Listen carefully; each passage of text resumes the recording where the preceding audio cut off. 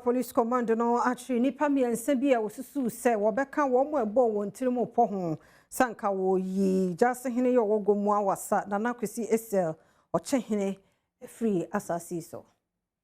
Gomua Dawurampon Divisional Police Command ene enipa miensa wonomo akire wonomo a wenyina no wontiri pone se jase hene wo Gomua wasa Nana Kwesi Esel ochiahene enka wonomo ejene nkwa ede efiri nsem na wochia etwemu no yebeka ya enchibi na dom kase bo mane se Gomua Dawurampon Divisional Police Command ehwehwe nipa enkunu bia wonomo bo wontiri mpose enka jase hene wonomo ejene nkwa efiri nsem na nso ne onyankopon adom nipa miensa wondin ene abeku kojo wasa ena fi Francis Tete wonomo akire wonomo na wi ena obatan wogomua wasa Nana Adwoankum wabro ne nsentwefo etwetwe enkomo wode etujase nei enkofie no disem wonomo adia aposofo aso asem ma hwehwem wonomo ye edi afa ho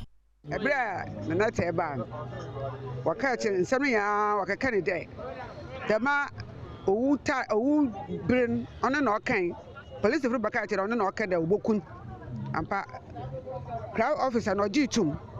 enti ojitum na abende kojo wasa eno yin abeku won ko lock won to won yin wokwai ko lock won wo so meche we enu asam wo locking to we na wo chere we enu asam wo office wo enti mo ban de won be te no won be kojo wasa nso kron abeku na mo kojo wasa na no won pene da wo be say na no awudi no wono do papa pre obedi na ewu the police so we will know you zi into one man bail to one man time and one man bail and so Yarban yadan woja ho ono say one man bail so one man bail ono wo crime officer ni sem tin celebrate so aye yinje po motor fo we do bibia ba ho ma aye yinje kura ye tu afo dem o say ehono nipa wono eneda emebura no ewogumwa wasa Samuel na kwabena obo enso eniri tujase wono muguso ahia asumdie ne senti omanfo nyina nka won humom se ne be ya wetimi atrase sebako yo krono ahemfuwom na mom na yeni odikro wankasa nti obande yenya odikro wankasa wom obaboa ma ahemfo no nyina omudwumedi a wodi ne dada ewokrom ho no akoso no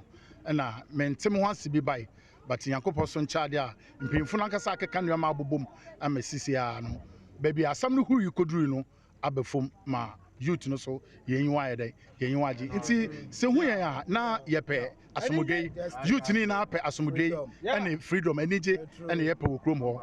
Yankopon ne yede na ase ma enedue asomodwei ayede adadi ene yahemfo mpenifo a wodi anim nhira kase so enkoma Nana Jaseyene ene Nana Odikro